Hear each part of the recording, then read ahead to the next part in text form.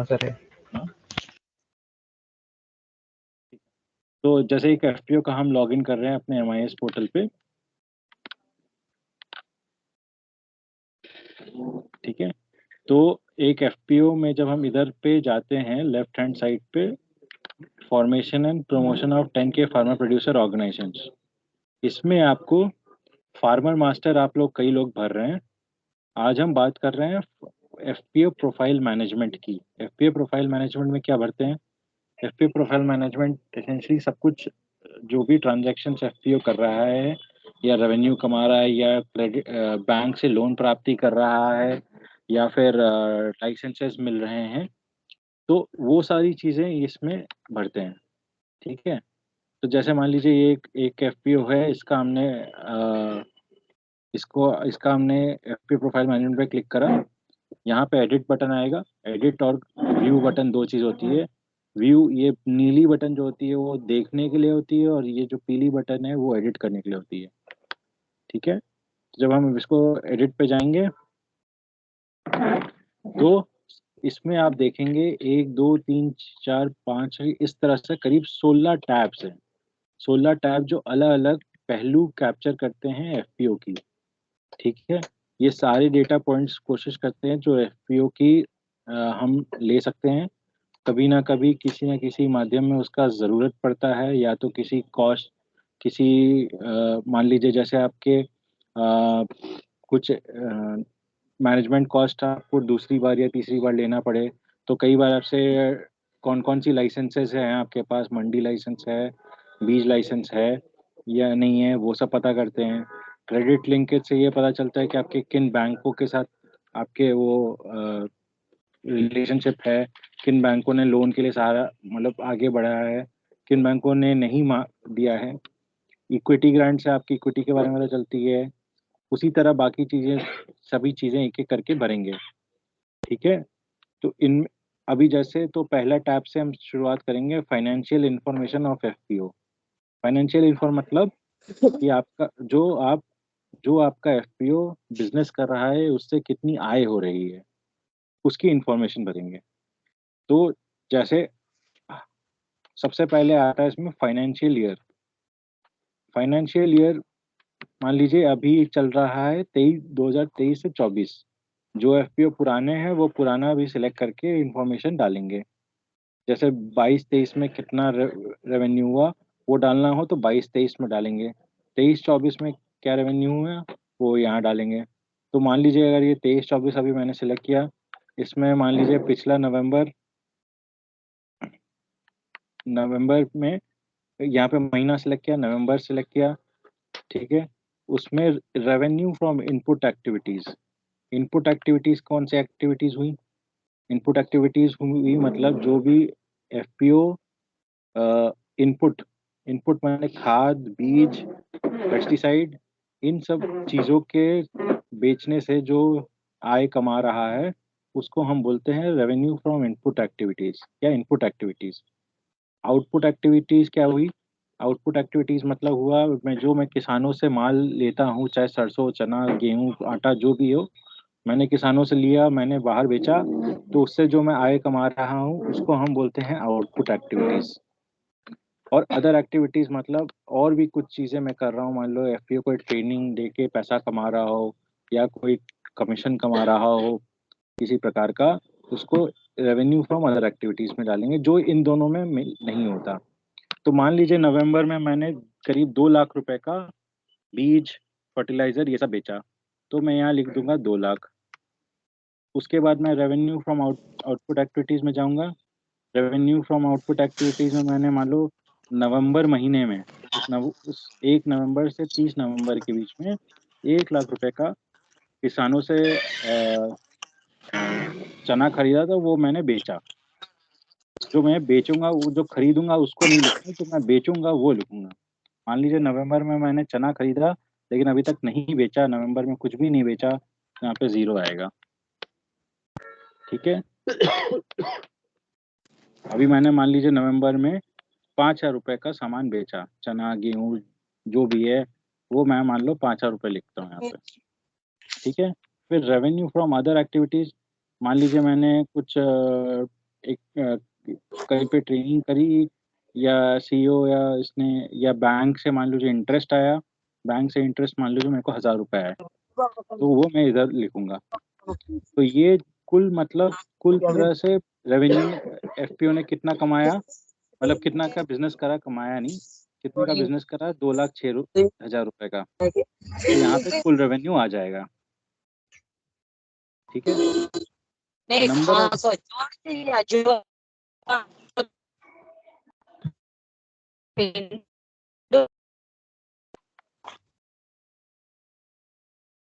ठीक है। तो नंबर ऑफ बेनिफिशियरी फार्मर्स मेरे कौन से होंगे, मतलब नवंबर महीने में मान लीजिए जो भी मैंने इनपुट आउटपुट में भी जो भी काम किया, उससे मेरे कितने फार्मर्स को फ़ायदा हुआ। तो मैं बोलूँगा कि यार मान लो मेरे 45 फार्मर्स को उससे फ़ायदा हुआ, या उनके साथ मैंने ये जो भी खरीद बिक्री करी, ये 45 किसानों के साथ करी, तो मेरा ये 45 डालूंगा। ठीक है। हो सकता है 45 किसानों को मैंने बीज खाद ये सब बेचा हो, या फिर 45 किसानों से 35 किसानों को मैंने बीज खाद बेचा हो, या 10 किसानों से मैंने अ, उनका माल खरीद के बेचा हो, उसका यहाँ पे जोड़ हो जाएगा 45। ठीक है। इसके बाद मान लीजिए ये प्लस बटन पे करूँगा तो मैं दूसरा महीना इसमें जोड़ सकता हूँ। फिर मान लो मैं अक्टूबर का अगर डालना चाहूँ, या दिसंबर का डालना चाहूँ, दिसंबर ऑल्दो अभी ख़त्म नहीं हुआ, लेकिन 31 दिसंबर के बाद अगर मैं दिसंबर का डेटा डाल रहा हूँ, तो 1 दिसंबर से 31 दिसंबर के बीच में मैंने कितना बिजनेस करा, 1,20,000 रुपये का ये करा, 4।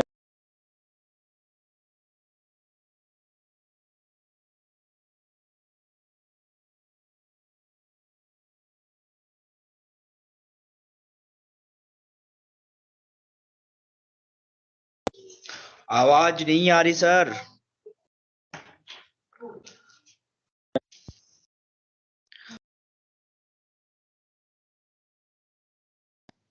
सर आपकी आवाज नहीं आ रही है। 1 मिनट। सर आवाज बहुत अब आ रही ब्रेक हो है? रही है, आवाज बिल्कुल आई। हाँ अब आ रही है। अब ठीक है।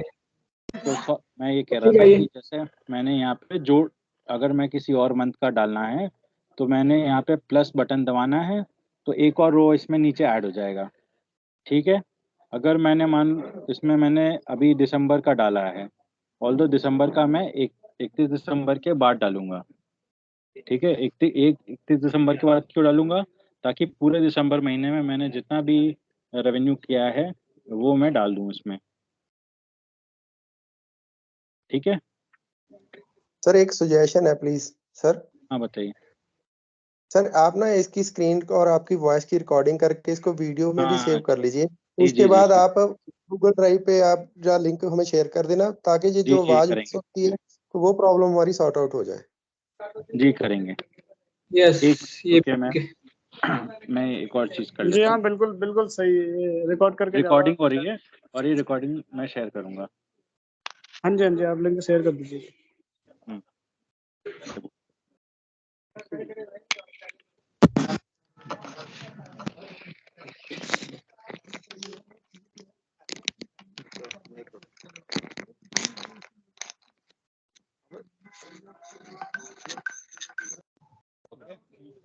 तो अभी ये वाला चीज समझ में आ गया। इसके नीचे अब एक चीज और, अभी मान लीजिए अगर ये मैं डिलीट करना चाहूँ, ठीक है, अभी मैं ये डिलीट मैंने मान लो ये पूरा रो डिलीट करना है, तो यहाँ पे रेड बटन दबाऊंगा तो ये पूरा डिलीट हो जाएगा। ठीक है। फिर से मैं ऐड करके इसमें डाल सकता हूँ इन्फॉर्मेशन, लेकिन ज़रूरी इसमें ये है आपका समझना कि इनपुट एक्टिविटीज़, आउटपुट एक्टिविटीज़ और अदर एक्टिविटीज़ में क्या है, और ये आपको हर महीने के अंत पे एक बार डालना है। इसको डालने में अगर आपने अपना सेल बुक जो होता है, सेल रजिस्टर होता है, उसको यूज़ करना है। अगर आप कोई ऑनलाइन सॉफ्टवेयर यूज़ कर रहे हैं तो आप इसको उसमें से देख के डालेंगे, या तो अपनी सेल रजिस्टर से देख के डालेंगे। ठीक है। ओके। तो ये आपको हर प्रत्येक मंथ के एंड पे डाल देना है। उसके बाद ये जो सॉफ्टवेयर डिटेल्स है ये एक्चुअली में एक ही बार डालने का है। ये पता करना है इसमें कि आप कौन सा अकाउंटिंग सॉफ्टवेयर यूज़ करते हैं ऑनलाइन। कुछ लोग किसान खाता यूज़ करते हैं, कुछ लोग टैली यूज़ करते हैं, कुछ लोग जोहो बुक्स करते हैं, कुछ लोग व्यापार ऐप करते हैं। तो मान लीजिए मैं व्यापार ऐप यूज़ करता हूँ अपनी कंपनी में, और मैं उसको करीब अगस्त से यूज़ कर रहा हूँ। तो मैं इधर 1 अगस्त डालूंगा, और यहाँ पे सालाना उसमें मान लो मेरे को 4,000 रुपये का खर्चा आता है, तो ये मैं डाल दूंगा। ये एक बार के लिए डालना है, ये हर हर महीने अपडेट नहीं होती है। और इसको सेव और कंटिन्यू पे क्लिक करूंगा मैं। ठीक है, तो आप वापस जाओगे तो आप देखोगे कि आपने जो इन्फॉर्मेशन डाली है वो इधर आ जाएगी, और आप सेव एंड अब हम नेक्स्ट पे डाल जा सकते हैं। Licence detail. लाइसेंस डिटेल से मतलब होता है कि जो भी लाइसेंस हमने या तो अप्लाई करी है या तो मुझे मिल गई है। अब इसमें अभी आप देखेंगे तो इसमें 6 तरह के लाइसेंसेस हैं। Mandi, fertiliser, business certificate, seed licence, बीज का लाइसेंस, क्रॉप केमिकल मतलब आपका पेस्टिसाइड लाइसेंस, FSSI, GST, ये सब है। ठीक है, मान लीजिए मैंने फर्टिलाइजर लाइसेंस डाला है, मैंने अप्लाई किया है, मैंने आवेदन दिया है बट रिसीव नहीं हुआ है, तो मैं उसको डालूंगा कि अप्लाइड।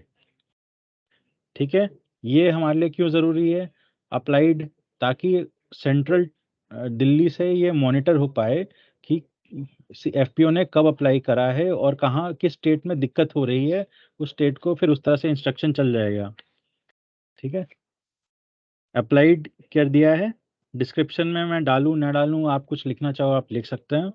और किस तारीख को अप्लाई किया, मान लीजिए मैंने जून में अप्लाई कर रखा था, अभी तक आया नहीं है, तो मैं पे यहाँ भी डाल दूंगा। उसके बाद अच्छा, और अपलोड में मैं वो डाल दूंगा, अपलोड में जो मैंने आवेदन करी थी उसकी उसकी जो भी कॉपी है, मान लो उसकी जो फाइल की फ़ोटो हो, वो मैं इधर डाल दूंगा। ठीक है, यहाँ पे वो फाइल जुड़ गई। अब फिर मैं दूसरा लाइसेंस, मान लीजिए मैंने सीड लाइसेंस था, बीज का लाइसेंस था, या जीएसटी ले लेते हैं। जीएसटी लाइसेंस मैंने अप्लाई किया था, आवेदन किया था और मुझे मिल भी गया, तो मैं रिसीव पे क्लिक करूंगा। रिसीव में मुझे फिर कब आया ये जीएसटी, मान लीजिए मेरे को 1 तारीख को आया, 1 दिसंबर को आया। इसकी वैलिडिटी अगर कुछ है तो मैं डाल सकता हूँ, नहीं है तो मैं छोड़ दूंगा। मान लीजिए इसकी वैलिडिटी 2 साल तक है, या कोई और लाइसेंस की वैलिडिटी 2 साल है, तो मैं उसको 2 साल जो भी डेट उसमें लिखा हुआ है वो डाल दूंगा। ठीक है, और ये किस किस दिन को मैंने आवेदन किया था, मान लीजिए मैंने मोटा मोटा नवंबर में 1 नवंबर को आवेदन किया था, और यहाँ पे उसको मैं, जैसे ये मंडी लाइसेंस की फ़ोटो है, अभी के लिए मैं ये डाल दे रहा हूँ, या फिर ये FSSI लाइसेंस की फ़ोटो है, वो डाल दिया मैंने इधर।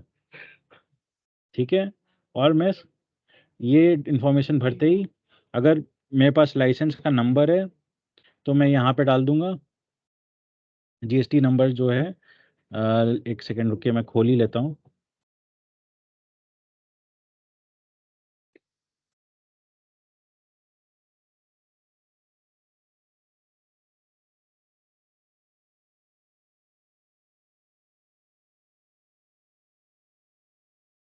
ठीक है, जैसे मान लीजिए ये इसमें मेरे का लाइसेंस माशू जी। जी हेलो, हाँ बताइए। एक थोड़ा ना जूम कीजिएगा इसको, पीपीटी को थोड़ा सा। जूम हाँ आप जी, ना, थोड़ा फोन फोन को थोड़ा। अच्छा फ़ॉन्ट बढ़ा सर दूंगा आवाज कम आ रही, बिल्कुल आवाज कम आ रही सर। सही आ रही है आवाज सर, कोई प्रॉब्लम नहीं है आपके सब। बस it is okay now, thank you.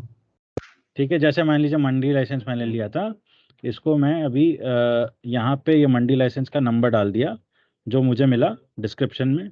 और मान लीजिए मंडी APMC पंजाब, APMC फरीदकोट ने डाला है, मेरे को दिया है ये लाइसेंस, तो मैं यहाँ पे APMC फरीदकोट डाल दूंगा कि लाइसेंसिंग इशू होता है, मतलब किसने इशू करी। ये करके मैं इसको सेव एंड कंटिन्यू पे क्लिक करूँगा तो ये आ जाएगा। ठीक है, हमारे लिए ये दोनों इन्फॉर्मेशन ज़रूरी है। अप्लाइड जैसे मैंने बोला, अगर आप अप्लाइड करते हो और बहुत दिन तक हमें ये पेंडेंसी दिखती है तो उस तरह से हम एक्शन सेंट्रल लेवल से मिनिस्ट्री से एक्शन लिया जा सकता है। और अगर रिसीव आ गया है तो वो आप कहीं ना कहीं कभी ना कभी किसी कॉस्ट में ज़रूरत पड़ेगा तो वो यहाँ से निकल जाएगा। ठीक है, तीसरा पे जाते हैं, क्रेडिट लिंकेज। क्रेडिट लिंकेज क्या होता है कि मैं बैंक से कितने बैंक से जुड़ा हूँ लोन के मामले में। ठीक है, अगर मुझे किसी बैंक से लोन मिला है तो मैं इधर डालूंगा, और अगर लोन नहीं मिला है तब भी नीचे डालना है, तो वो भी मैं बताता हूँ। एक सेकंड।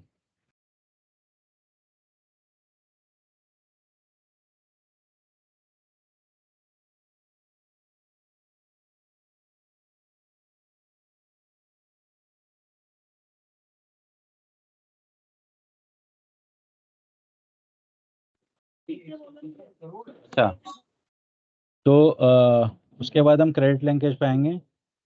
डेट ऑफ एप्लीकेशन मतलब कि मैंने अगर लोन के लिए अप्लाई करा है, मान लीजिए मैंने अगस्त में एक लोन के लिए अप्लाई करा था। ठीक है, 1 अगस्त को मैंने मान लीजिए अप्लाई करा था। मैंने अप्लाई करा था 10 लाख के लोन के लिए। ठीक है, टाइप ऑफ लोन में 2 ऑप्शन आते हैं, टर्म लोन और ओडीसीसी। टर्म लोन क्या होता है? टर्म लोन वो लोन होता है जिसका मेरे को प्रत्येक महीने किस्त जमा करता हूँ मैं। ठीक है, जैसे जनरली जो होती है, जो होते हैं मशीनरी के लिए या कुछ अपना बड़ा अमाउंट हो किसी प्रोसेसिंग यूनिट के लिए लगाने के लिए, वो लेते हैं। ओडीसीसी लिमिट होती है जो मैं एक अपने ओडी मतलब ओवरड्राफ्ट या कैश क्रेडिट, जैसे आपका केसीसी होता है कि आपने उसमें 4 लाख का लोन करा, जब आपका फसल हुई तो उसको आपने यूज़ करा, फिर 6 महीने बाद पे करा, या वर्किंग कैपिटल लोन बोलते हैं सरल भाषा में। तो वो आप सिलेक्ट करेंगे। मान लीजिए ये टर्म लोन है, मैंने इसको लेंडिंग इंस्टीट्यूशन मतलब किस बैंक से लिया है या किस कंपनी से लिया है, एसबीआई से लेते हैं, आर्याधन से लेते हैं, उसकी इन जानकारियाँ हो। अभी 10 लोन सैंक्शन मतलब मैंने मान लो 10 लाख का लोन अप्लाई किया था, लेकिन बैंक ने बोला कि यार मैं तो आपको 5 लाख ही दूंगा। ठीक है, बैंक ने मेरी 5 लाख की स्वीकृति दी है, स्वीकृति देना इसको बोलते हैं। तो 5 लाख का वो मैं इधर लिखूंगा। ठीक है, और ये सैंक्शन कब हुआ, किस तारीख को हुआ? वो हुआ 1 तारीख को, 1 दिसंबर को अभी। ठीक है, ये तो बैंक ने बोला 5 लाख की स्वीकृति हो गई। अब इसमें से कितना, अगर इसमें बैंक ने हमें कुछ पैसा दिया है तो मैं मान लो जो इसको डालूंगा, उसमें से अभी 2.5 लाख ही मेरे खाते में आए हैं। जो खाते में आए हैं उसको लोन अमाउंट डिसबर्स्ड बोलते हैं। तो 2.5 लाख रुपए आए, 12% की रेट पे डिसाइड हुआ है, 12% प्रति वर्ष, पर एनम। तो ये मैं डाला। तो यहाँ तक तो आपको जो सैंक्शन लेटर है उसमें ये सारी इन्फॉर्मेशन मिलेगी। आपका लोन सैंक्शन लेटर, अगर आपको लोन बैंक ने देने से राजी रजामंदी दिखाई है तो आपको ये इधर मिलेगा। क्रेडिट गारंटी आपको बैंक अप्लाई किया ये किया या नहीं किया है, ये अगर आपको पता है तो आप इधर डाल देना सीजीएफ, सीजीएटीएम, आपको बैंक से ही पता चलेगा। अगर नहीं पता है तो आप इसको कोई बात नहीं, इसको ऐसे ही छोड़ दीजिएगा, यह आपको सीबीबीओ से पता चलेगा। ठीक है, और स्टेटस में अगर एक्टिव या क्लोज, एक्टिव मतलब कि लोन चालू है, क्लोज मतलब बंद हो गया है। तो चूंकि मेरा ये लोन चालू है मैं इसको एक्टिव कर रहा हूँ। कोई पुराना लोन है जो मैं बंद हो गया है तो वो इधर है डालेंगे। अगर ऐसे मैंने 2-3 लोन डाले हैं तो ये वो इधर आएगा। अगला अगला में मैं प्लस करके दूसरा लोन के बारे में सेम चीज़ें डाल सकता हूँ। ठीक है, नहीं तो मैं इसको डिलीट कर दे रहा हूँ। अच्छा, अगर मान लीजिए आपको लोन की ज़रूरत है परंतु आपको कोई दिशा नहीं दिख रही है, कहाँ से किससे बात करनी है, क्या बात करनी है, तो आप इसमें न्यू क्रेडिट रिक्वायरमेंट में डाल सकते हैं।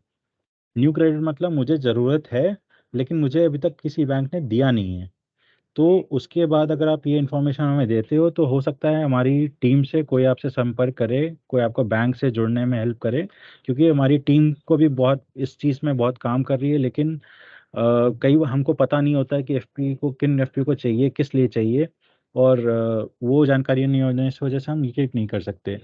तो मान लीजिए एक एफपीओ है जिसको 8 लाख रुपए की लोन की ज़रूरत है, तो वो इधर लोन अमाउंट रिक्वायर्ड में 8 लाख डाल ले।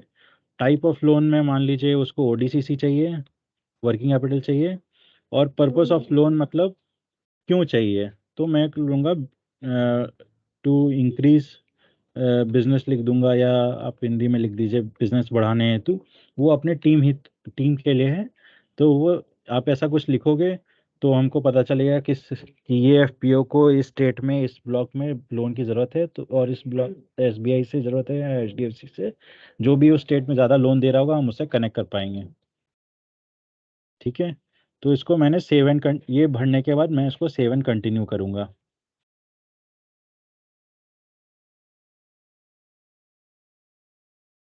ठीक है, अंत में आप मेरे से सवाल पूछ लीजिएगा, पहले मैं थोड़ा ये पूरा समझा दूं। एक मैनुअल भी मैं दिखाऊंगा उससे, जो मैं आपके साथ क्लास शेयर करूंगा। ठीक है, सो अब नेक्स्ट इन्फॉर्मेशन है इक्विटी इन्फॉर्मेशन।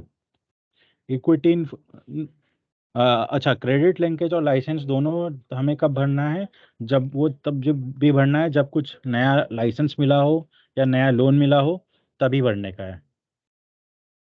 इक्विटी इन्फॉर्मेशन में जाके मैं क्या भरूंगा, मेरे कितने शेयर होल्डर हैं। मान लीजिए मेरे 600 शेयर होल्डर हैं, तो मैं 600 शेयर होल्डर का यहाँ पे नंबर डाल दूंगा। अब शेयर होल्डर इक्विटी मतलब अमाउंट, कितना मैंने उन शेयर होल्डर से पैसा लिया है। तो मान लीजिए मैंने हर प्रत्येक शेयर होल्डर से 1000 रुपये लिया है, तो ये अमाउंट हो जाएगी 6 लाख रुपए।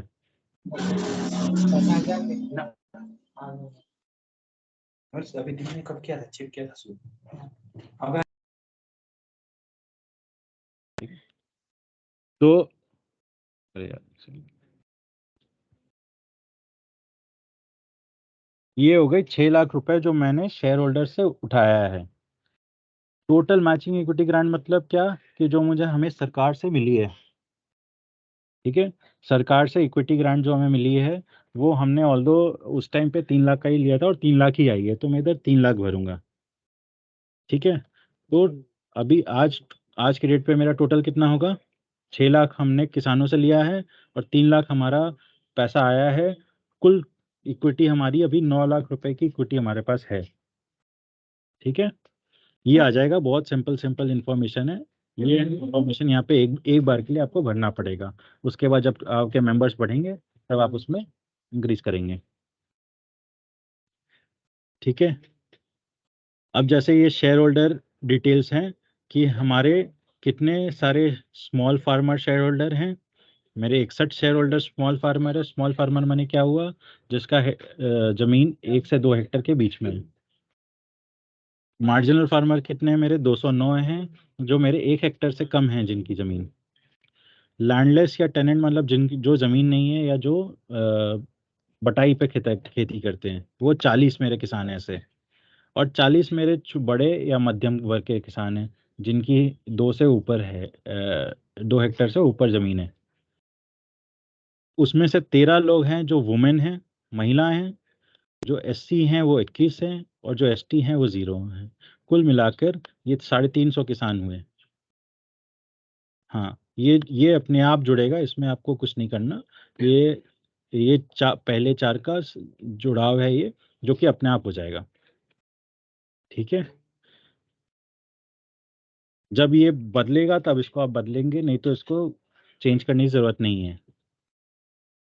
अब एफपीओ स्टाफ मतलब कि हमारे एफपीओ में कौन कौन हैं, तो आपके जनरली एफपीओ में एक सीईओ रहता है और एक अकाउंटेंट रहता है।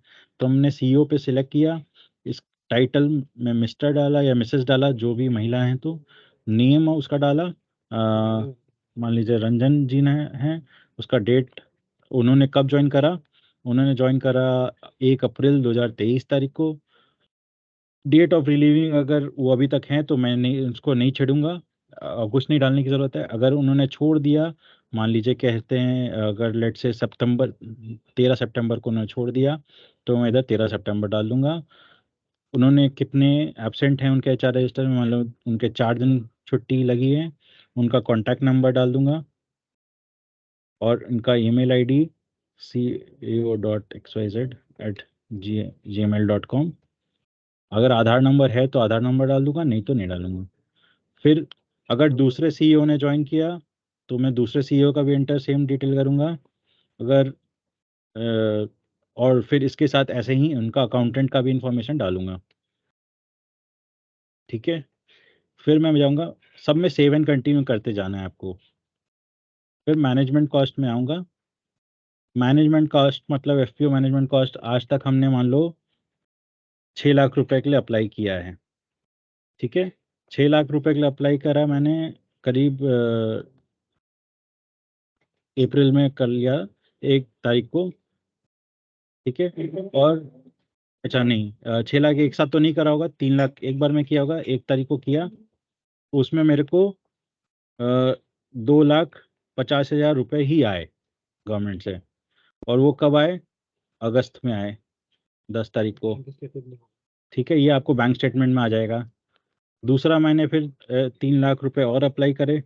मैंने कब करा? इसको मैंने करा था सितंबर में, लेकिन अभी तक मेरे को पैसा नहीं आया है, तो इसको मैं छोड़ दूंगा। अमाउंट रिलीज मतलब जो मेरे को पैसा आ गया, और कॉस्ट अप्लाइड मतलब जो मैंने अप्लाई कर दिया। तो मान लो इससे क्या पता चलता है कि मैंने 6 लाख रुपए का अप्लाई करा है, जिसमें मेरे को सिर्फ 2.5 लाख आए हैं। तो इसका मतलब ये हुआ कि ये इन्फॉर्मेशन भी अपने को इसलिए ज़रूरी है ताकि अपने को सेंट्रल पे पता चले कि कहाँ पे पैसा नहीं जा रहा है, कहाँ पे चीज़ें अटकी हैं। ठीक है, और उसके बाद उसको हम यहाँ से सेंट्रल लेवल से फॉलो अप कर सकते हैं। इस इन्फॉर्मेशन का यहाँ पे बहुत महत्व इसलिए रहता है। ठीक है, अब आते हैं हम यहाँ पे, और ये कब अपडेट करना है? जब भी मैं किसी कॉस्ट के लिए अप्लाई कर रहा हूँ या पे मेरे को पैसा आ जा रहा है, तो मेरे को इसको डालना है। उसके बाद मैं आ जाता हूँ इंफ्रास्ट्रक्चर पे।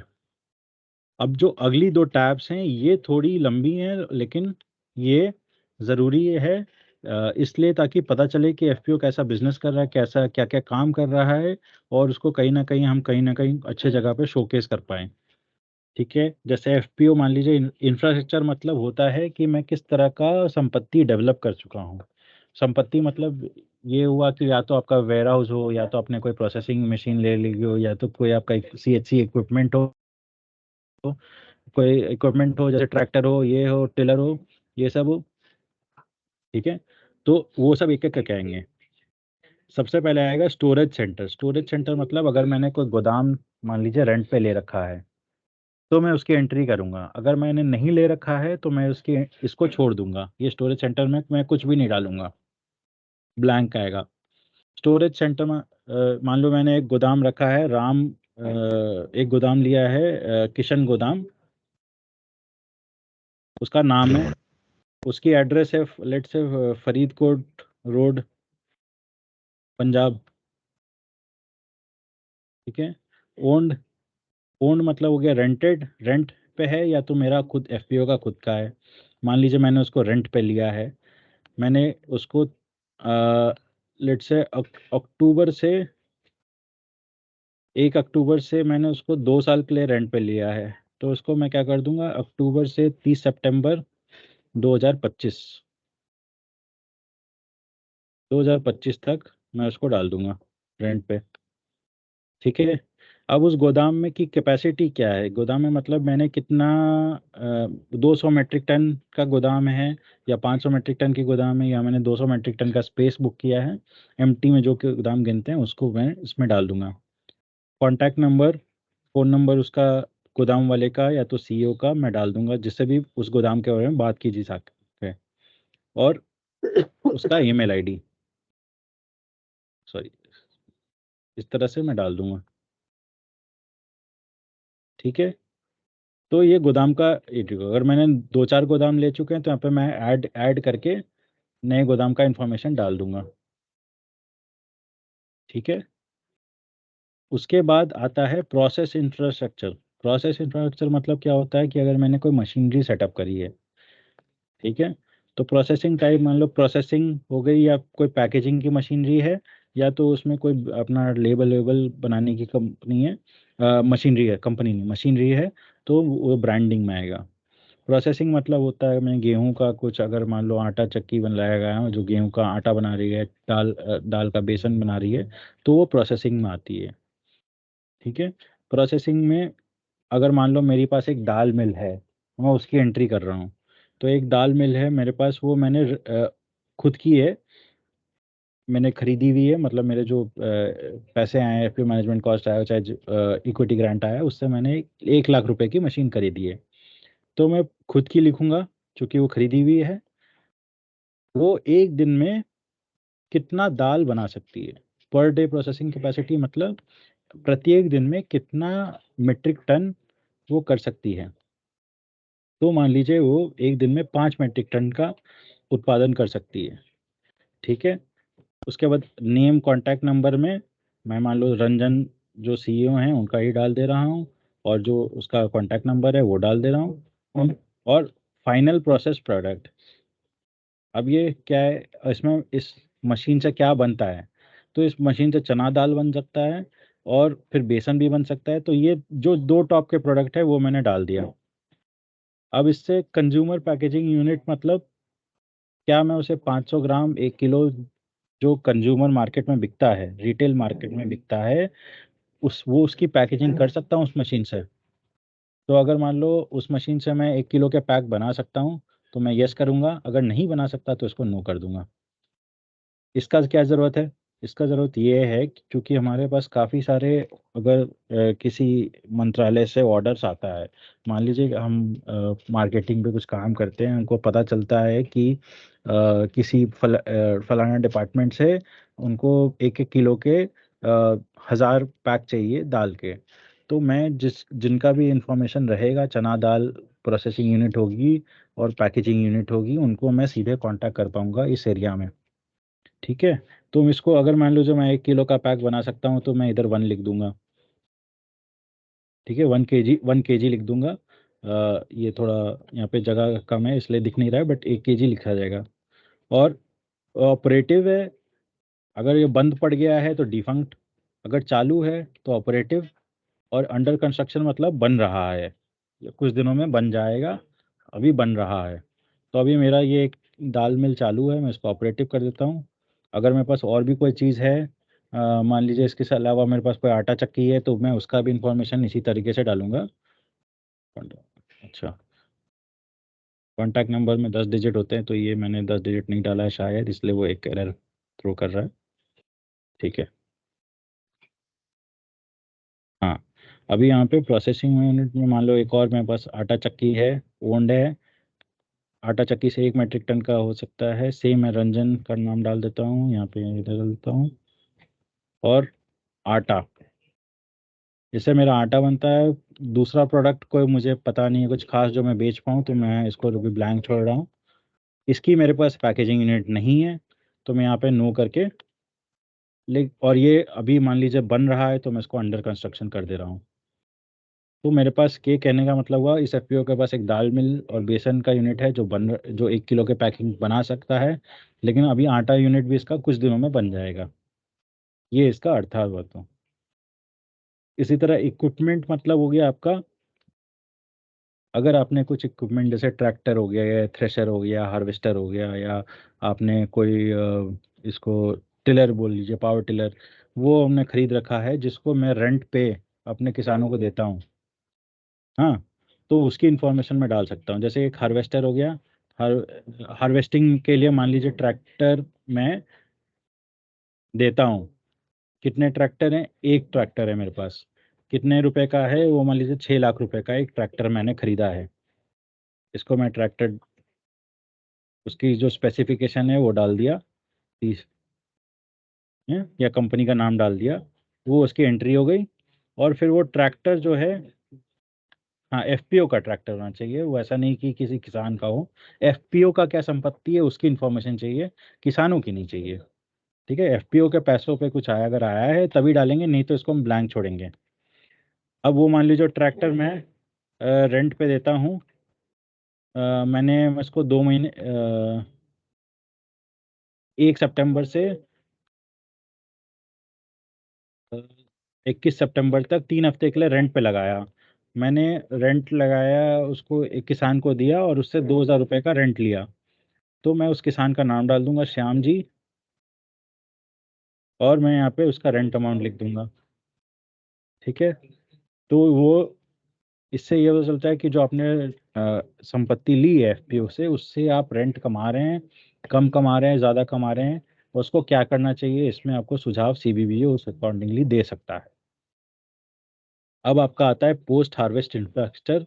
मतलब होता है कि अगर मान लो कटाई के बाद अगर आपने कुछ ऐसा सॉर्टिंग ग्रेडिंग या इसकी कोई मशीन है, तो उसकी भी आप जानकारी इसमें डाल सकते हैं। जैसे वेजिटेबल मतलब सब्जी काटने की, सब्जी ग्रेड करने की एक मशीन है, वेजिटेबल ग्रेडर है। तो और उसमें डिस्क्रिप्शन में आप 12 एचपी की है या 10 एचपी की है, वैसा कुछ इन्फॉर्मेशन डाल सकते हैं, और फिर इसको सेव एंड कंटिन्यू पे क्लिक करेंगे। तो इस तरह से आपकी जो भी एफपीओ की संपत्ति है, अगेन मैं बोल रहा हूँ किसानों की नहीं, एफपीओ की संपत्ति होनी चाहिए, उसको आप इंफॉर्मेशन यहाँ पे डालोगे। ठीक है, ठीक है। तो ये हो गई इंफ्रास्ट्रक्चर डेवलपमेंट का पार्ट। थोड़ा लंबा सेक्शन है, लेकिन 4 सेक्शन है इसमें, और जब जिसकी ज़रूरत होगी उसको आपको अपडेट करना है।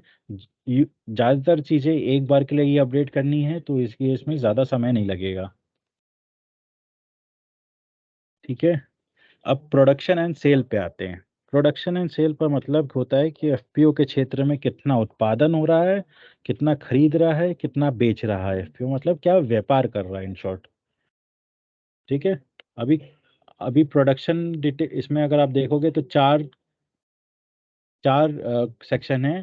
पहले में लिखा है प्रोडक्शन डिटेल्स, दूसरे में लिखा है परचेज डिटेल्स, तीसरा में लिखा है सेल डिटेल्स, और चौथे में लिखा है इन्वेंट्री स्टॉक। ओके, तो पहले मान लो जो आपने प्रोडक्शन डिटेल्स में सीजन सेलेक्ट किया, आपने बोला खरीफ सीजन में प्रोडक्शन क्या होता है वहाँ पे। खरीफ सीजन में मान लीजिए धान की, पैडी पैडी की खेती होती है। मेरे मान लो जो 300 किसान हैं, तो 300 किसान मिला के करीब कितना प्रोडक्शन करते हैं। तो 300 किसान मान लीजिए मेरे हैं, तो करीब वो 2,000 मीट्रिक टन का उत्पाद करते हैं। ठीक है, 2,000 मीट्रिक टन में से मार्केटेबल सरप्लस क्या होता है। मार्केटेबल सरप्लस मतलब होता है कि उतना लोग, उसमें से 2,000 टन तो उत्पादन करते हैं, उसमें से कितना लोग बेचते हैं।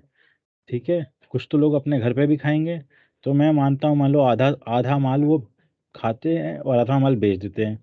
तो 2,000 टन का वो 1,000 टन बेचते हैं। ठीक है, और मेरे ऐसे करीब 300 तो मेरे कुल किसान हैं, उसमें 200 किसान किसान ही पैडी की खेती करते हैं। तो मैं इधर लिखूंगा 200 किसान पैडी की खेती करते हैं। और ये जो यूनिट है, मतलब होता है कि 2,000 जो लिखा है उसका मेट्रिक टन में लिख रहे हैं या किलोग्राम में लिख रहा हूँ कि क्विंटल में लिख रहा हूँ। मेट्रिक टन में लिख देता हूँ। ठीक है, उसी तरह मान लो खरीफ में एक और क्रॉप होती है, लेकिन वो थोड़ी कम होती है। मान लो उड़द होती है आपके क्षेत्र में, वो करते हैं बस मान लो 30-40 लोग ही करते हैं, मेरे 300 मेंबर में से 30 लोग करते हैं। और उसकी टोटल मतलब टोटल कितने, उसकी 1,000 किलो ही कर पाएंगे 30 लोग उत्पादन। तो इसको मैं किलोग्राम में कर दूंगा, और इसको लिखूंगा कि 1,000 किलो तो टोटल कुल मिला के लोग उत्पादन करेंगे, उसमें से 500 किलो तक ही लोग बेच पाएंगे। तो मैंने उसकी 500 किलो भर दी। अब फिर मैं ऐड करूंगा, उसके बाद में, ये तो खरीफ की हो गई फसल। रबी की मैं डालूंगा, मान लीजिए गेहूं होती है मेरे खेत में। ठीक है, हमारे क्षेत्र के खेत में, आपके खेत में नहीं, या आपके सीईओ के नहीं, आपके जिस क्षेत्र में एफपीओ काम कर रहा है उन गाँव में क्या होती है। ठीक है, तो उसकी इंफॉर्मेशन डालूंगा मैं। ये आप हर एफपीओ को करना चाहिए, ताकि उसको अपने किसानों की क्या करते हैं वो पता हो, और उस हिसाब से वो प्लानिंग कर पाए। ठीक है, जब भी प्रोक्योरमेंट सीजन होगा या सीजन होगी खरीद की या बेचने की बीजों की, तो आपको पता रहेगा कि लोग कितना कौन सी फसल करते हैं, कितना करते हैं। ठीक है, परचेज डिटेल्स में हम वो इंफॉर्मेशन डालेंगे कि मैंने उस महीने में ये भी प्रत्येक महीने में कितना कितना बिजनेस, कितना खरीद करा है। मतलब आप खरीद कैसे कर सकता है एफपीओ? दो तरीके से खरीद कर सकता है। या तो एफपीओ खरीद कर सकता है खाद, बीज, केमिकल, ये सब अपने ट्रेडर से या कंपनी से कर सकता है खरीद।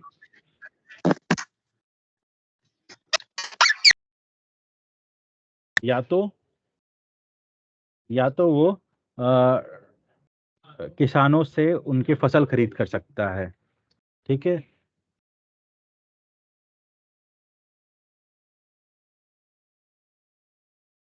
तो अगर आप मान लीजिए इसमें दोनों तरह के इंफॉर्मेशन जाएगी। ठीक है, सबसे पहले महीना और ईयर ये डालना है। तो ये प्रत्येक महीने के अंत पे डालना है। तो हर महीने, जैसे मान लीजिए अभी मैंने अक्टूबर का इंफॉर्मेशन डाल रहा हूँ, अक्टूबर के अंत पे मैं डालूंगा तो 31 जो भी उसकी लास्ट डेट है उसको सिलेक्ट कर लूंगा।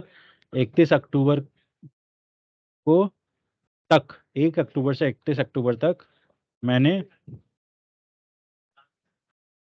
इनपुट मतलब क्या हुआ, खाद, बीज और पेस्टिसाइड, इसमें एक एक करके मान लीजिए मैंने यूरिया का इफ्को से लेता हूँ, वैरायटी ग्रेड में उसका टाइप या तो ग्रेड या तो वैरायटी डाल लीजिए, वो कितना खरीदा। मतलब अक्टूबर में हमने कितना इफ्को का यूरिया खरीदा, हमने मान लीजिए खरीदा 500 किलो। अभी मैं बेचने की बात नहीं कर रहा हूँ, अभी मैं सिर्फ खरीदने की बात कर रहा हूँ। तो मैंने 500 किलो खरीदा, कितने वैल्यू की, मान लीजिए 4 लाख रुपए की मैंने खरीदी। ठीक है, ये आप नहीं भर पाएंगे अभी number of farmers procured from, क्योंकि इसका मतलब होता है कि आपने कितने किसानों से खरीदा। तो यूरिया तो आप किसी कंपनी से खरीदे होंगे, इसलिए ये अभी भर नहीं पाएंगे। फिर अक्टूबर में ही लेते हैं, अक्टूबर में हमने और क्या खरीदा। अक्टूबर में हमने बीज खरीदा किसी कंपनी से। तो मैं इसमें मान लीजिए टमाटर के बीड्स, टोमेटो सीड्स लिख दिया। टोमेटो के सीड्स खरीदे मैंने बेयर कंपनी से, लिख लेते हैं लेट से। ठीक है, मैंने करीब खरीदा 50 किलो, 50 किलो। मैंने करीब, ये मेरा माल था 50,000 रुपये का मान लीजिए। ठीक है, फिर मैं और ऐड करूँगा अभी, और मैंने इसके साथ ही इनपुट तो खरीदा ही, मैंने इसके साथ कुछ किसानों का माल भी खरीदा। किसानों का माल मतलब आउटपुट हो जाएगा। तो किसानों ने मुझे बेचा, मान लीजिए पैडी, जो फसल का अभी सीज़न था, धान का सीज़न था, मैंने किसानों से करीब 200 मेट्रिक टन, अच्छा पैडी मतलब बासमती या जो भी वैरायटी आप अपने लोकल में बोलते हैं वो लिख लीजिए। और मैंने 200 मेट्रिक टन की खरीद करी, 200 मेट्रिक टन लिख दिया। ये माल करीब 4 लाख, मतलब ये 5 लाख रुपए का था। तो मैंने 5 लाख रुपए की खरीद करी। और मैंने कितने किसानों से खरीद करी, 40 किसानों से, वो इन्फॉर्मेशन डाल दिया। तो ये तीनों खरीद मैंने अक्टूबर में करी। इसी तरह मैंने नवंबर में इंफॉर्मेशन ऐड करनी है। ठीक है, हर महीने के अंत पे जब आपका रजिस्टर क्लोज हो जाए, तो रजिस्टर अपने अकाउंटेंट से के थ्रू या सीईओ खुद भी कर सकता है, उसको जोड़िए और वो इन्फॉर्मेशन एक बार में डाल दीजिए। इसमें आपको जोड़ने में जो भी समय लगे, डालने में 2 या 3 मिनट लगेंगे ये सारी इन्फॉर्मेशन, लेकिन ये बहुत ज़रूरी आ जाएगा, हमें पता चलेगा कौन सा एफपीओ। हाँ, अकाउंटेंट ऐसे भी ये हर महीने अपने बुक्स क्लोज करते ही हैं, तो उसको अपने को ये पता चलेगा कि कौन सा एफपीओ किस तरह की बिजनेस कर रहा है और किस तरह का सपोर्ट की ज़रूरत है एफपीओ को। ठीक है, परचेज रजिस्टर आपके पास मेंटेन होती है, ये तो टैली में आप डालते होगे या तो कोई सॉफ्टवेयर में डालते होगे, लेकिन या तो कुछ नहीं तो आपने कोई किसी ना किसी रजिस्टर पे डालते होंगे, आज ये खरीदा, आज वो खरीदा, इतने माल खरीदा। तो उसको आप बस जोड़ करके महीने का पूरा, प्रत्येक दिन का भी नहीं, पूरा महीने का एक साथ जोड़ करके आप इसको डाल दीजिए। उसी तरह सेल डिटेल में उस महीने में आपने कितना कुछ बेचा, मान लीजिए नवंबर में मैंने 30 नवंबर सिलेक्ट किया। इसका जो भी आखिरी डेट है महीने का उसको सिलेक्ट कर लीजिए। उसको मैंने इनपुट मतलब खाद बीज फर्टिलाइजर, खाद बीज पेस्टिसाइड।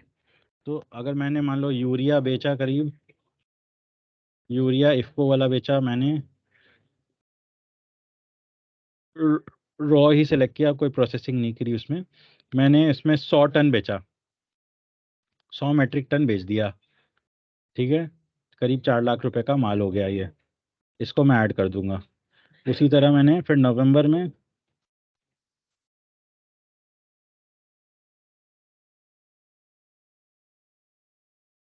धान बेचा आउटपुट में। ठीक है, मैंने बेचा क्या, बासमती धान था मेरा, और कच्चा बेचा या उसको प्रोसेसिंग मतलब चावल बना के बेचा। तो मैं बोल रहा हूँ मैंने तो अभी कच्चा ही बेचा। अगर उसको चावल बचा के भेजा तो प्रोसेस में करके उसको ये लिखूंगा मैं। अगर मैं कच्चा ही बेचा तो रॉ में करके किसको बेचा, होलसेल में बेच दिया, किस ट्रेडर को बेच दिया, तो मान लीजिए कोई भी ट्रेडर होगा, श्याम ट्रेडर हो जाए, या उसको बेच दिया, मंडी में बेच दिया। तो उसको मैं कितना बेच दिया, 50 मेट्रिक टन बेचा। 50 मेट्रिक टन मान लिया मैंने 3 लाख रुपए में बेच दिया। ठीक है,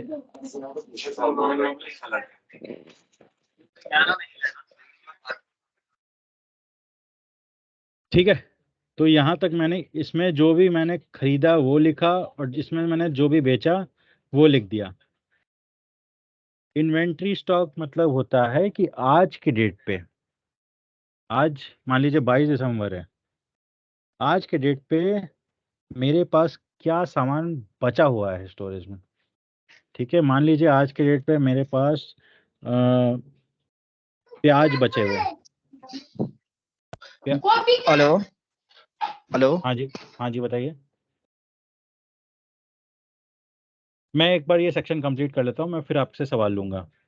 ठीक है, अब प्याज बचा हुआ मतलब ये नहीं कि मेरे किसानों के पास बचा हुआ है, किसानों का नहीं चाहिए इसमें, जो भी एफपीओ ने खरीद के रखा है। ठीक है, एफपीओ ने मान लो किसानों से प्याज खरीद रखा था, अभी तक बेचा नहीं है, तो आज के डेट पे जिस भी डेट पे मैं भर रहा हूँ उस डेट पे कितना कितना प्याज या कितना जो भी हेलो सर, आपकी commodity- आवाज स्पीड नहीं आ रही, तो स्लोली आ रही है,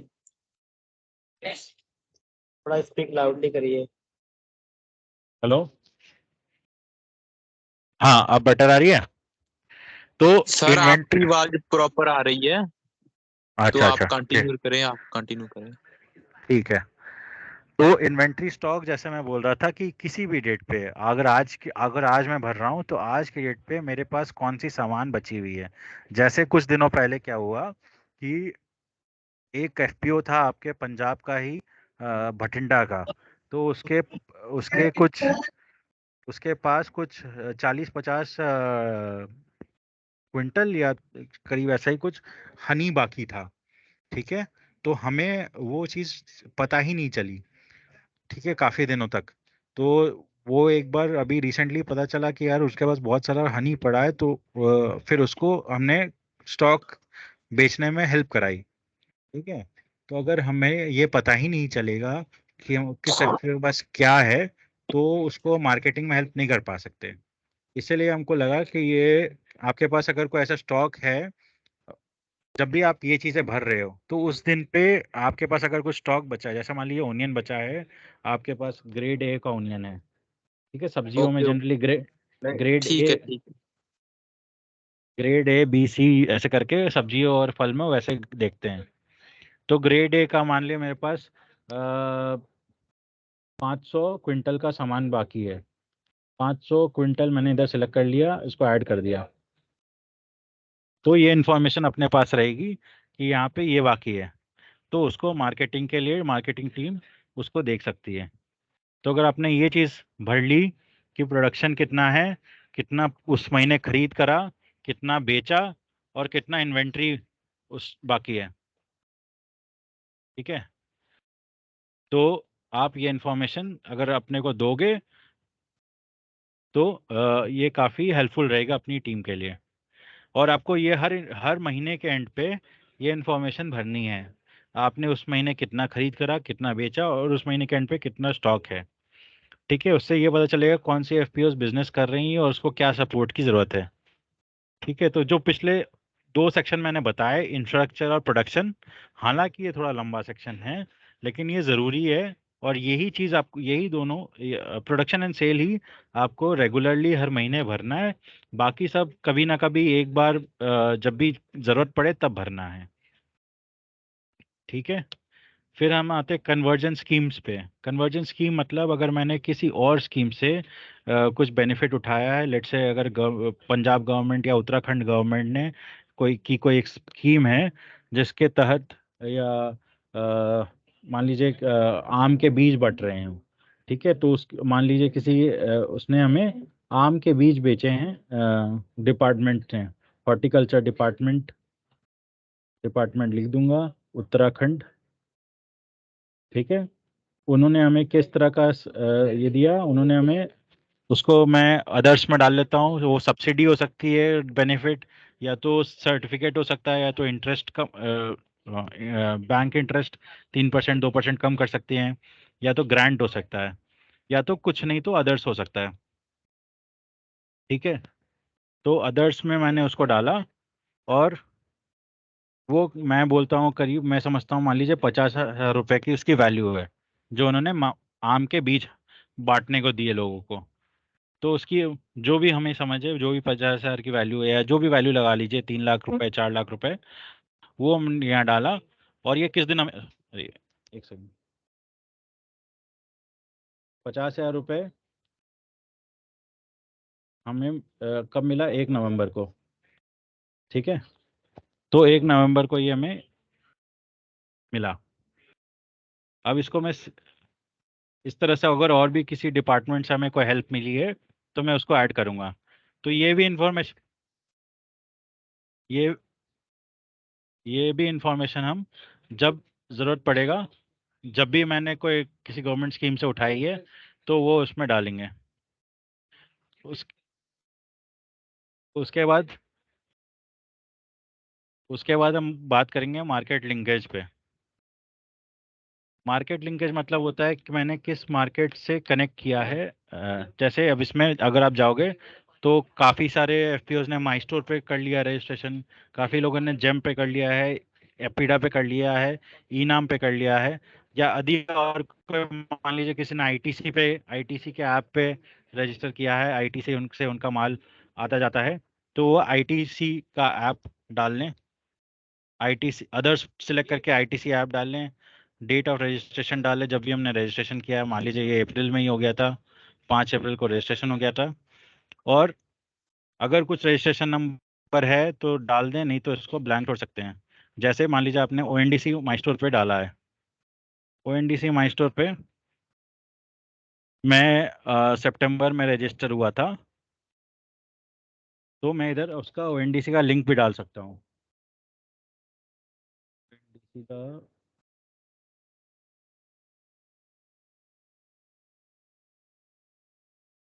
मान लीजिए ये मेरा एफपीओ का लिंक है ओएनडीसी पे,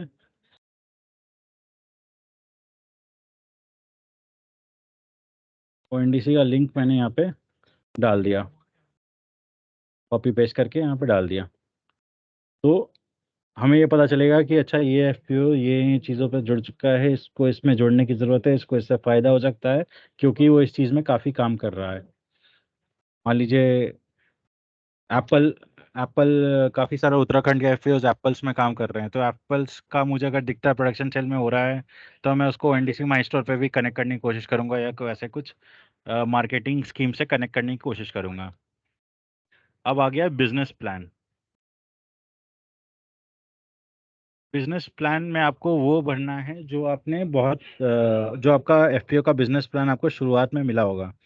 वो या तो आप अपने सीबीबीओ से ज़रूर मांग लें अगर आपके पास नहीं है, क्योंकि वो सभी एफपीओ के बिजनेस प्लान बने होंगे। बिजनेस प्लान में क्या होता है कि वो इस साल कितना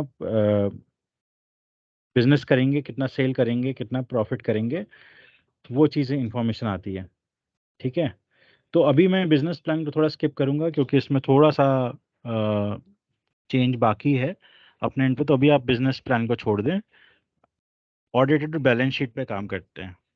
ऑडिटेड बैलेंस शीट होता है जो आपने साल में एक बार ऑडिटर से स्टेटमेंट लाते हैं, तो उसमें कुछ भी नहीं करना। जो मान लीजिए आपने अभी 2022-23 का मार्च में जो क्लोज हुआ उसका सितंबर में करीब आपने उसका ऑडिटर से स्टेटमेंट आ गया होगा, तो उसकी एक पीडीएफ बना के फाइनेंशियल ईयर 22-23 कर लिया, और कब आया ये सीए से बन के वो डाल देना है। मान लीजिए ये सितंबर में जनरली आ जाता है,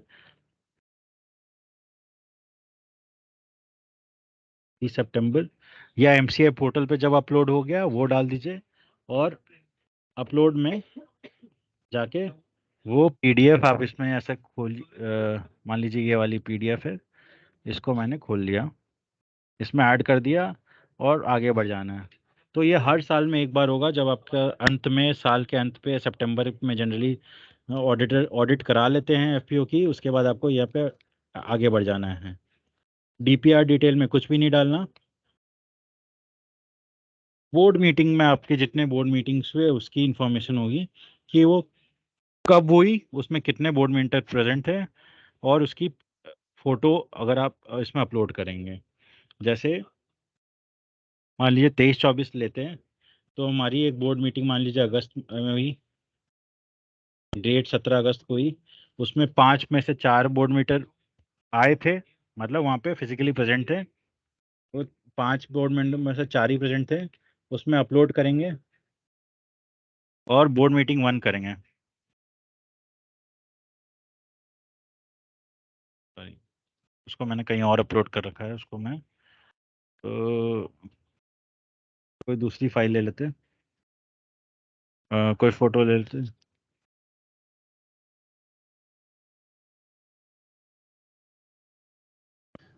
हेलो हाँ जी, हिमांशु जी। हाँ जी बताइए।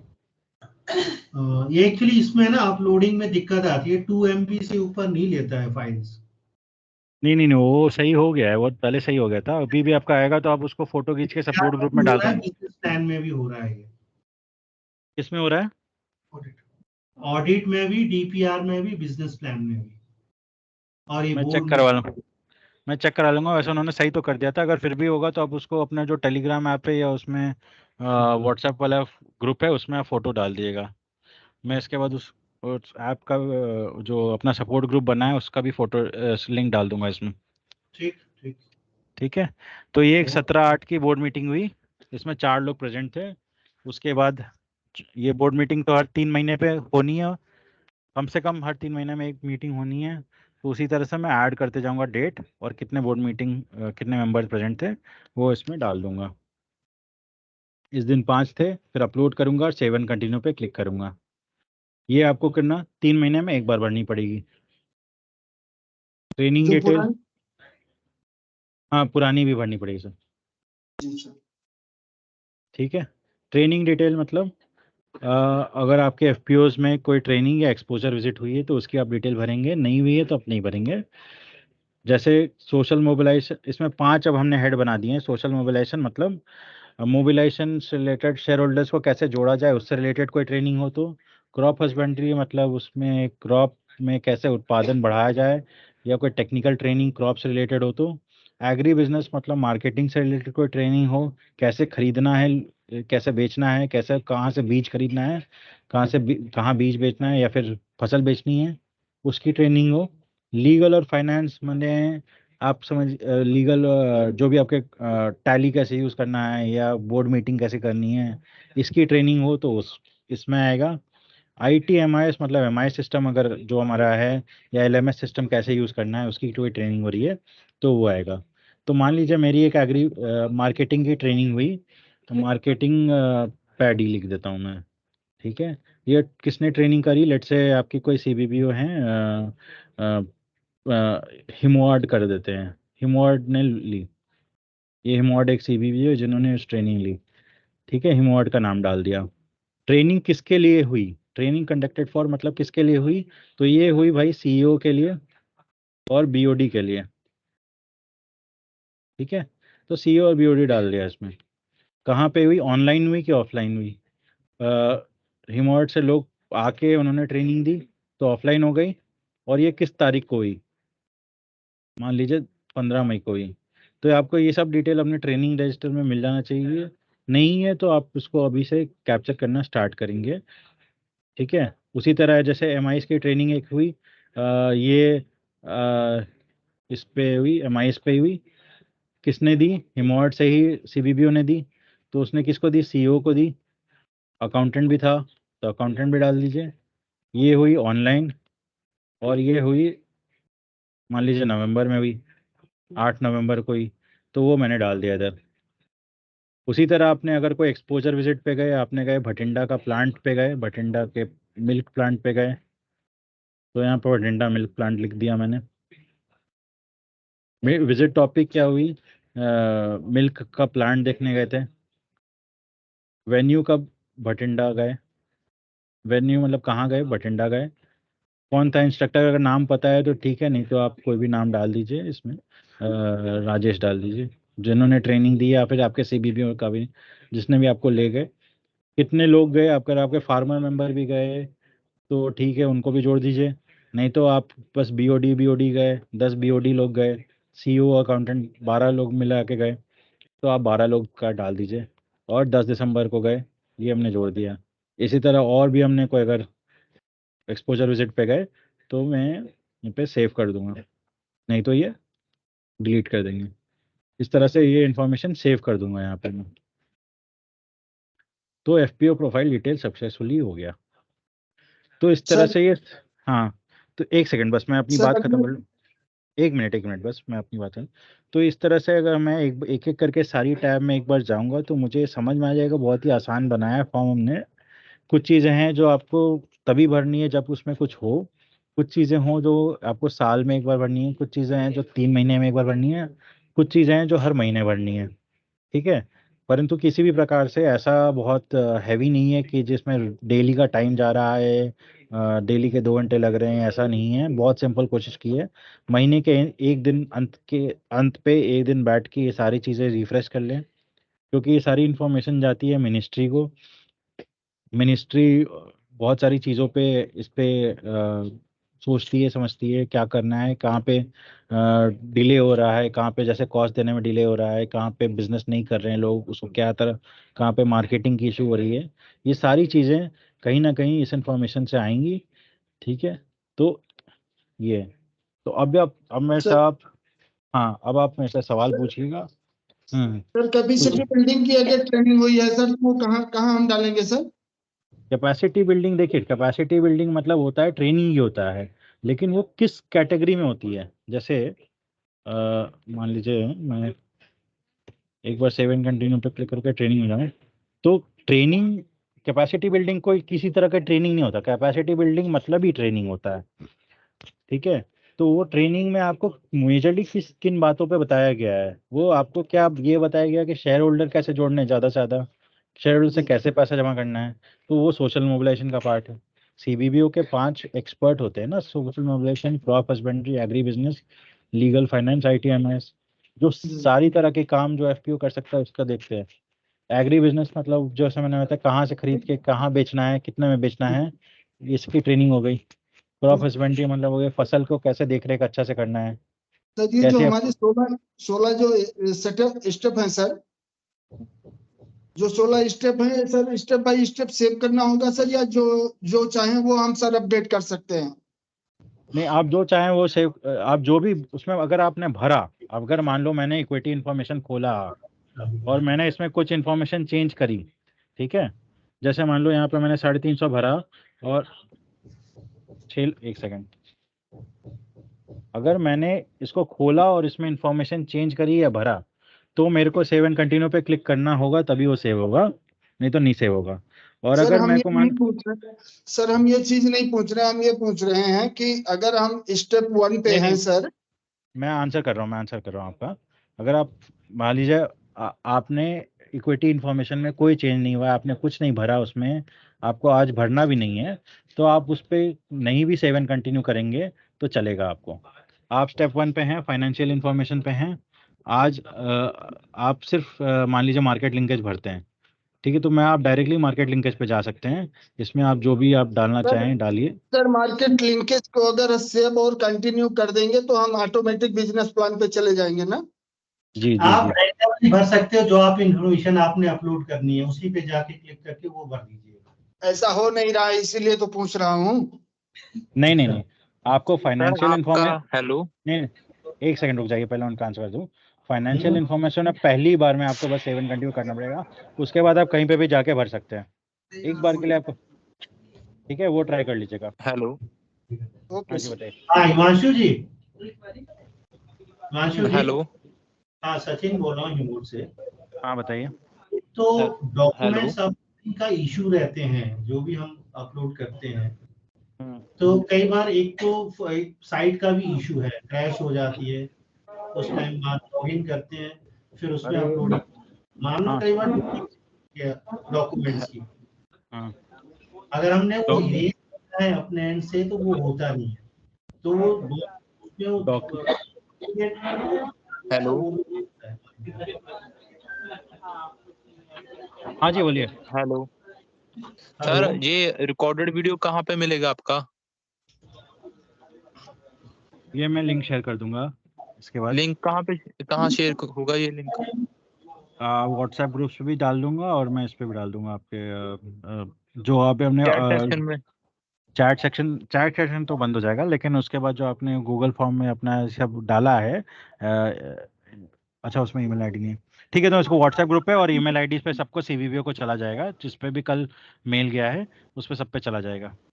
हाँ ठीक है। हिमांशु जी, अच्छा, जो आप पहले सवाल हेलो पूछ रहे थे, जो एक सेकंड ना, एक जो आप जो पहले सवाल पूछ रहे थे कि वो जो पीडीएफ अपलोड नहीं होती है, उसका अगर आपका 2 MB का वो साइज़ का इशू हो तो आप उसको ग्रुप पे डालिएगा, जो मैं बोल रहा था टेलीग्राम या व्हाट्सएप पे जो भी सपोर्ट ग्रुप है उस पर डालिएगा, तो देखते हैं उसको भी सॉर्ट करते हैं, बट मोस्टली ये और एक सॉल्व हो गया है क्रैश प्रॉब्लम। बहुत जल्दी हो जाती है। सर एक सवाल सर हमारा और था सर। बोलिए। सर हम सीबीबीओ से बोल रहे हैं सर, IFFDC सीबीओ उत्तराखंड से सर। हाँ जी बताइए। चलो जी चलो मैं आगे। हाँ जी सर हो ही जैसे गया, हमारे बस वाड़ सर कर हमारे देना। जैसे सर जैसे हमारे शेयर होल्डर मान लो आज की डेट में 500 हैं और एक हफ्ते बाद उसकी संख्या बढ़ रही है, तो वो अपडेट करने के लिए सर वो ऑटोमेटिक लॉक हो जा रहा है सर। नहीं, एक सेकंड, वो जो होता है वो आपका सीबीयू ऑनबोर्डिंग फार्मर मास्टर में आप तो ऐड कर ही सकते हैं, दूसरा आपका यहाँ पे भी आप उसको कभी भी ऐड कर सकते हैं शेयर होल्डर डिटेल में, इसको आप ट्राई करिएगा, शेयर होल्डर डिटेल में आप कभी भी ऐड कर सकते हैं, और फार्मर मास्टर में तो करना ही है ऐड। ठीक है। हेलो हाँ जी बताइए। सर, ये व्हाट्सएप ग्रुप और लिंक है, ये में हम लोग कैसे जुड़ पाएंगे व्हाट्सएप ग्रुप में? और मैं आपको व्हाट्सएप ग्रुप से तो हम लोग टेलीग्राम पे मूव कर गए, मैं एक बार इसको लिंक डाल देता हूँ, रुकिए यहाँ पे अभी मैं डालिए डाल दूँ, सर, मैं डाल देता हूँ। क्योंकि इसमें आपका बोल रहा हूँ।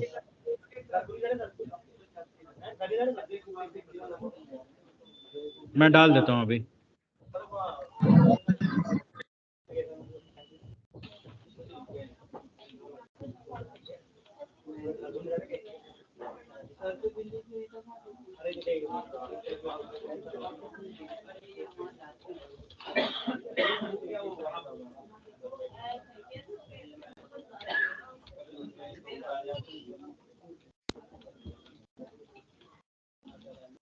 और बताइए, और किसी को कोई सवाल?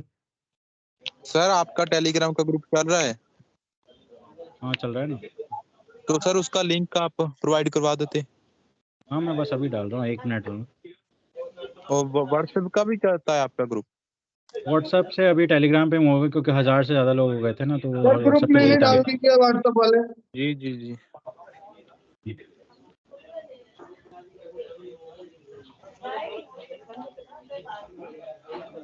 या हिमांशु जी आप एक काम कीजिएगा, ऐड ऑन करके लिंक भेज दीजिएगा, वो उस पे आ जाएगा ऑटोमेटिकली। मैंने भेज दिया, देखो लिंक भेज दिया मैंने। तो हाँ मैं जी जी जी। अच्छा सेकेंडली एक चीज थी हिमांशु जी, AMIs की ना साइट क्रैश हो जाती है कई बार। सर वो काफ़ी सारा थोड़ा बहुत अभी चेंजेस चल रहे थे वो, बट तो अब उसको हेलो ग्रुप पे रेस कर दिया करो, ग्रुप सर पे वो इन्फॉर्मेशन डाल देते हैं, जब भी डाउन होने होते हैं उसके पहले ही डाल सर देते हैं। ओके। हेलो और डॉक्यूमेंट हम अपनी ओर से ना जैसे डालते हैं, कई बार डुप्लीकेसी होती है, वो हम चेंज नहीं कर सकते, ऑल्टर करने का कोई प्रोविजन है क्या? हेलो आप ये हेलो। वाला ना एक बार आप ग्रुप पे ही डालना, ग्रुप पे इन्फॉर्मेशन डालना, सर- इसका मेरे को जानकारी सर नहीं है। आप अपने टैली ओके सर आप अपने टैली पे वो प्रोवाइड करवा देंगे जो आपका ये रिकॉर्डेड वीडियो है हाँ टेलीग्राम टेलीग्राम ग्रुप पे, पे। जी जी जी।